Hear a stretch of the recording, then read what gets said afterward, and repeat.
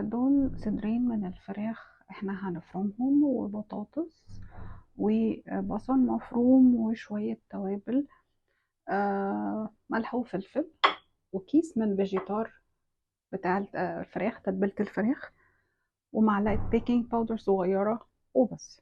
وهنحط على التتبيلة ديت اللي هي البقسماط الناعم، هنحط نص كيس من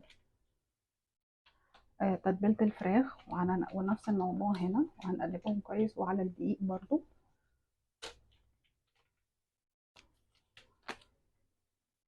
ودي الناجتس اللي احنا عملناها وحطيناها شوية في الفريزر تسقع، يعني تمسك نفسها شوية.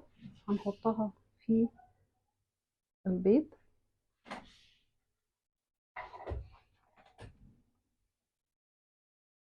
وهنحطها بعد كده في البقسماط ده بالايد التانية علشان منبهدلش ايدينا كلها، وهنحطها على جنب، وهنسيبها. يفضل ان احنا نسيبها في الفريزر شوية بعد ما نعملها في التتبيلة دي.